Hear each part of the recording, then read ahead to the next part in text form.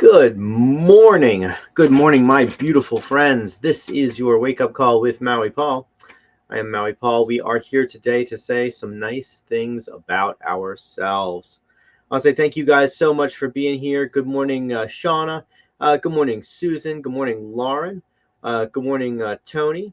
Good morning, Dan. Great to see everybody here today. Thank you. Let's see here. Thank you so much for being here, everybody. Tony, my incredible condolences go out for you and for your mother, for your family. May her memory be a blessing.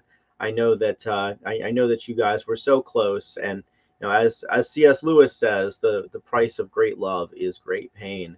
And so, the pain that we experience when somebody passes is just indicative of the love that we were able to share when they were still here. So my heart goes out to you, Earhart to you, and Pepper and I continue to keep you, your family, and everybody in your everybody that you love in our prayers. So anyway, thank you to everybody for being here. Let's see here. But fantastic to see everybody. So, anyways, let's get right into it. Pepper's actually feeling better today. She might even pop on the stream. I don't know, but she's actually up and about, which is way better than the horizontal that she was yesterday. Yeah, anyway, so she has continued to make up some stuff for us. There's an arm. I see an arm. I'm not wearing pants, so I'm not coming on the stream. But hello, everybody. She's not wearing pants. Hey, and Tony, I'd also offer my condolences to you. I know how hard it is to lose a loved one, especially one that is so incredibly close to you. So our love and our prayers and our thoughts go out to you. If there's anything that we can do, please let us know. I know you're friends with me on Facebook, so you can reach out to me in private message if you need somebody to talk to. And sending you lots and lots of love. All right. Thank you, Pepper. You're welcome, Lovey. Okay. So, all right. So anyway, so Pepper has, even though she hasn't been feeling good, she was still very dedicated, and she still created a series of cards for us today. And so we are going to we're going to pull the next one off the deck. I'm going to ask you if you are the affirmation on the card, and we are going to respond out loud together. I am that affirmation. As we do this, we are building into our own lives, and we are switching up our own understanding. So let's have some fun, and let's pull a card and say that today I am transcendent. I am transcendent.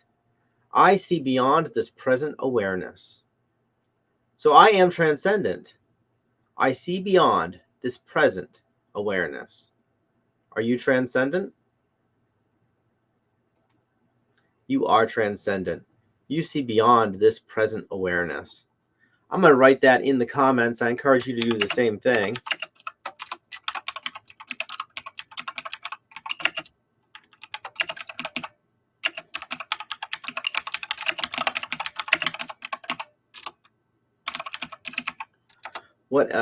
What an absolutely fitting card for today.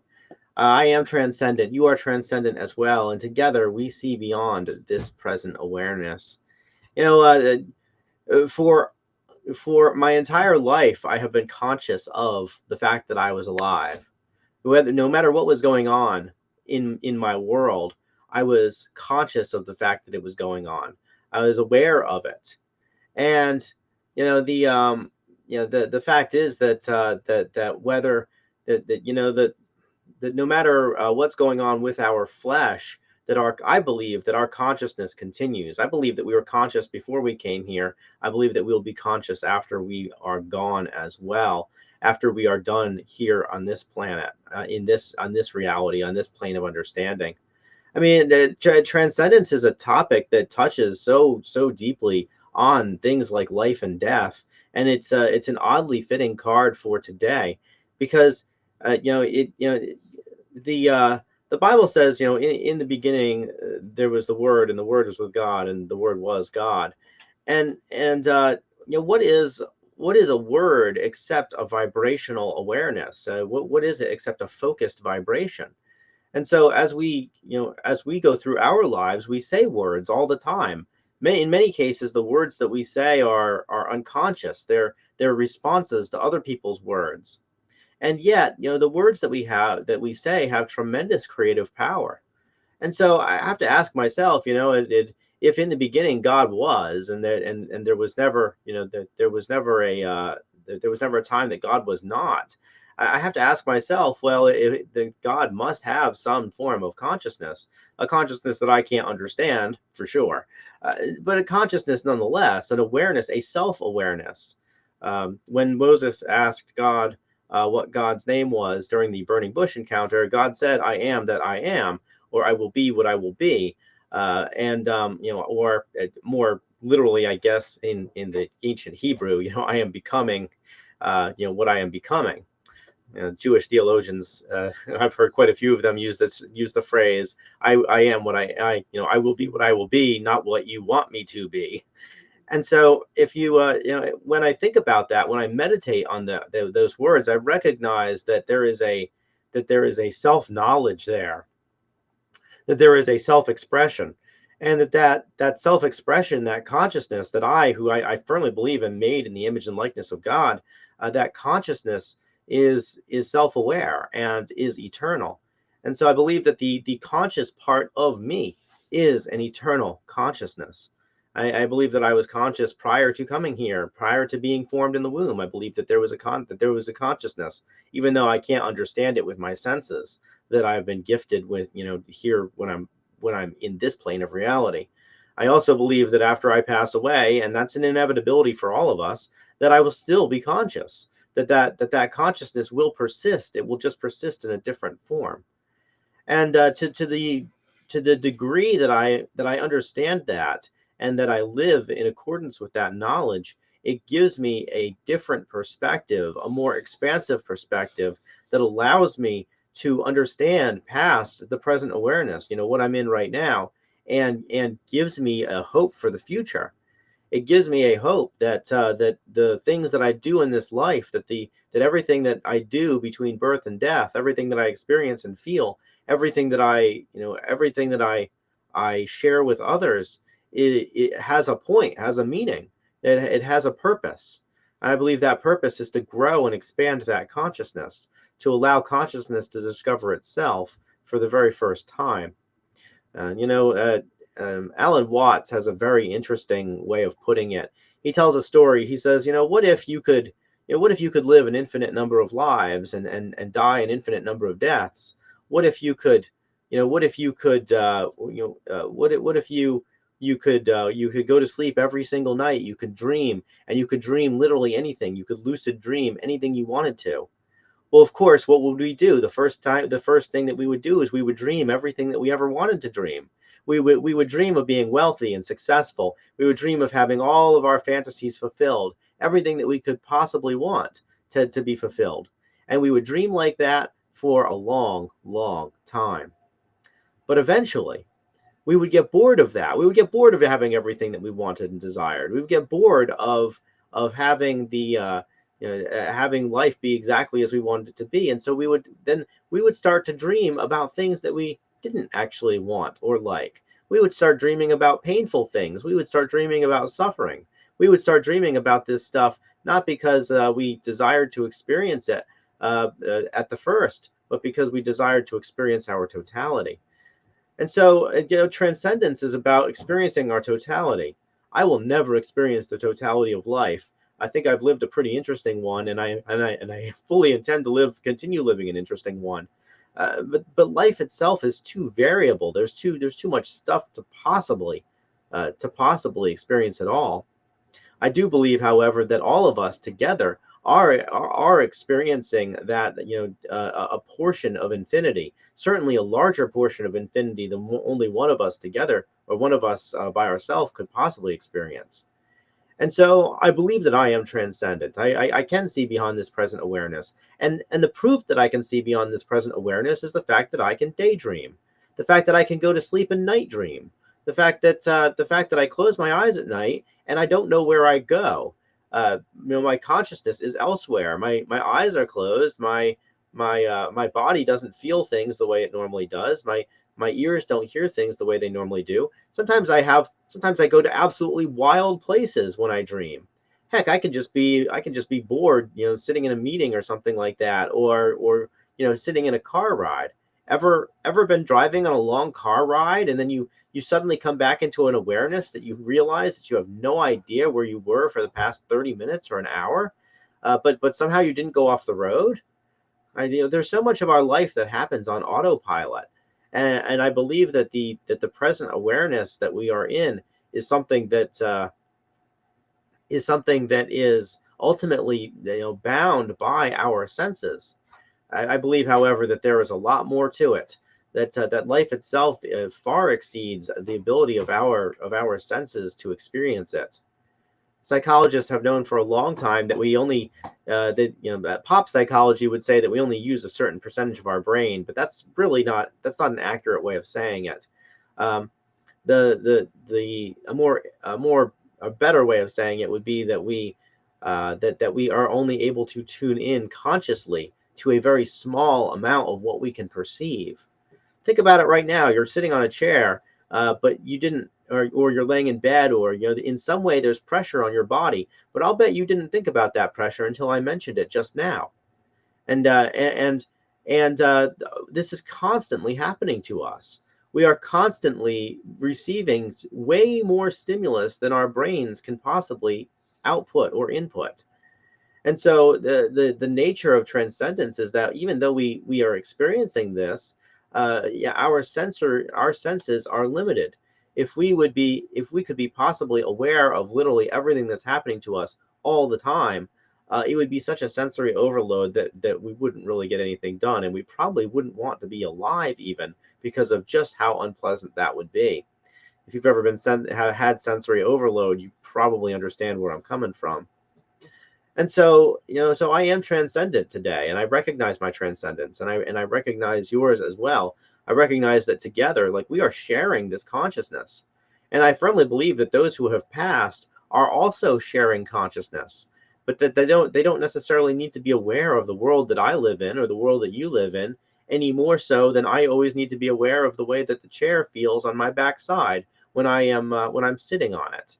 There are other more important awarenesses that we that we transition into. Just like I believe that we were aware before we were a soul assigned to a body, that there was an awareness of that as well, and that awareness is something that I can be aware that it happened, but I really don't remember anything about it. Or perhaps it's not that I don't remember, it's simply that it would be too much for me in this present state, and so therefore my brain very intentionally doesn't allow me to think about it all that much, because I am very busy with with what's happening in this now moment. The this belief in my inherent transcendence, in the fact that we are transcendent collective consciousness. This belief is something that's provided me with great comfort over the years, because I realize that whatever's going on in my life, first of all, it's going to pass. Second of all, I have survived everything thus far that's ever happened to me.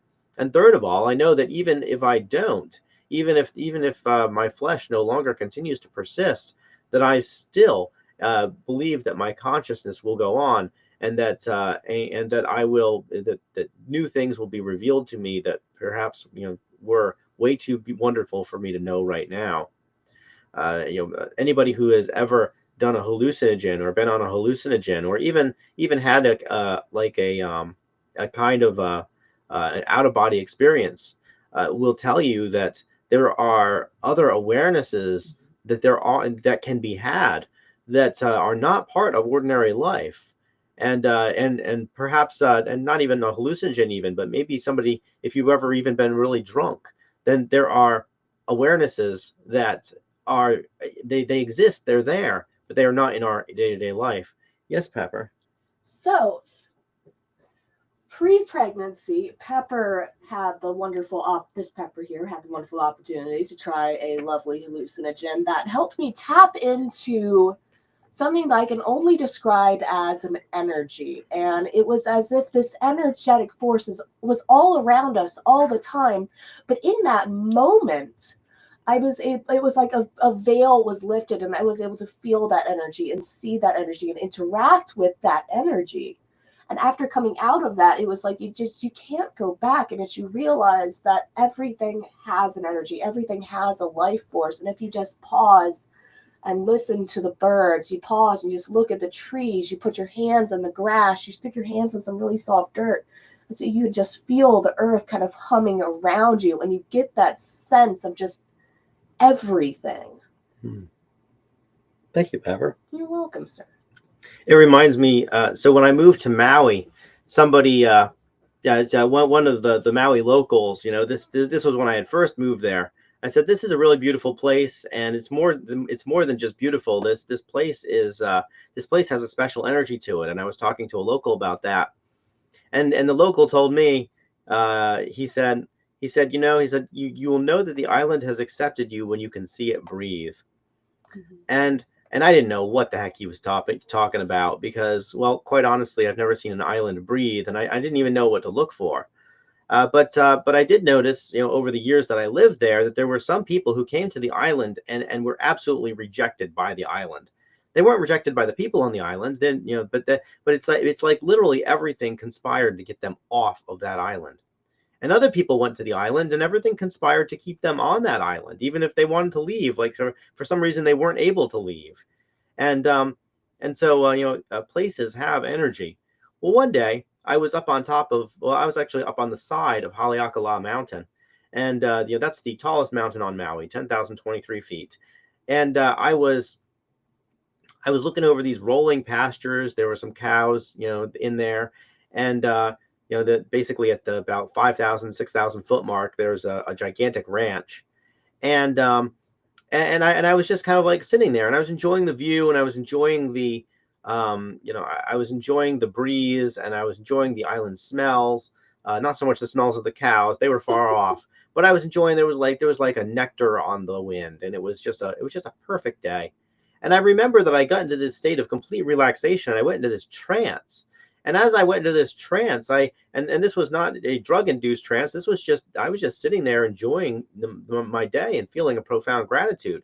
But I went into this trance, and as I went into this trance, the entire like the field in front of me started to pulsate and move and rise and fall slowly, and the sky itself started to like just start pulsing and gently moving in ways that skies don't normally move.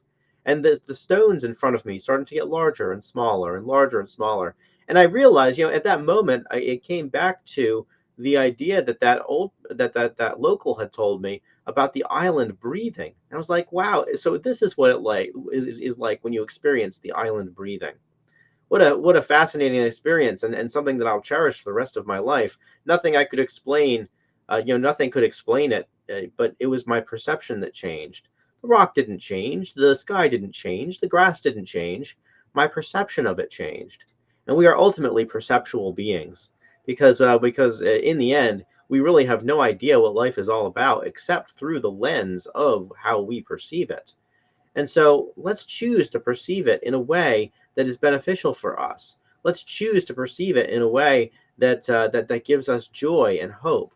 Let's choose to perceive life in a way that allows us to live it to its fullest. Yes, Pepper.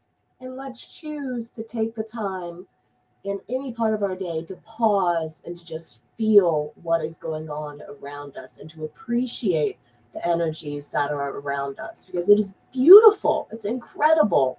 And you could be in the most bland of areas. You could be in a fucking Walmart or something, and there is still beauty and wonderful energies around you to appreciate. Even in the mundane, there is transcendence. Mm-hmm.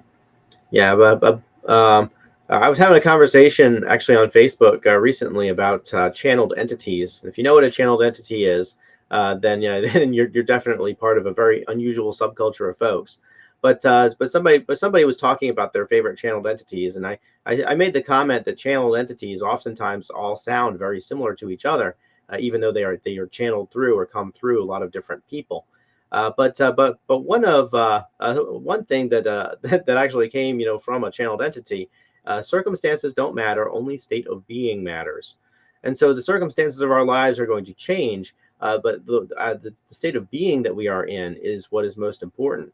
the state of being that we are that we are in is what allows us to transcend. The best way to see beyond this present awareness is to dive into this present awareness, because the more that we dive into it, the more that we can understand that there is to see. All right. I want to say thank you to everybody for coming here today. Again, prayers up to Tony for your mom, for your family. We love you. We care about you. We cherish you, and we believe that we believe that your mom's memory is going to be a tremendous blessing, not just to you or your family, but also to everybody who's been touched by you and is touched through a relationship with you. So just just a quick reminder. We love you. We care about you, and the fact is that I believe in my heart of hearts that your mother is aware that her consciousness did not go away. In fact, her consciousness lives on in you. And not just in you, but also in everybody who knows you and everybody that is ever been affected by the love that she's put out into the world. And she must have put out a lot of it to have such an incredible daughter. Anyway, so I want to say thank you guys for being here. This has been an unexpectedly deep wake up call. Transcendence is definitely quite a topic that is near and dear to my heart. I will talk to you guys tomorrow at 9 a.m. We will be back with another one of these. Big thank you to Pepper for continuing to put these cards together, and of course for I mean, I know you didn't intentionally pick this card, but it turned out to be a very appropriate one for today. I will talk to y'all, yeah, like I said, tomorrow at 9 a.m. We'll have another one of these. And then, of course, Awesome Saturday is coming down the pike. If you want to, if you like the more spiritual side of this, Awesome Saturday is where I talk about, I definitely turn up the spirituality a lot for the Awesome Saturday service. So I will talk to you all tomorrow at 9 a.m. Until then, I love you. I appreciate you. I care about you. I believe that you are transcendent, and that all of us will one day see beyond this present awareness. So until we meet again, aloha from paradise.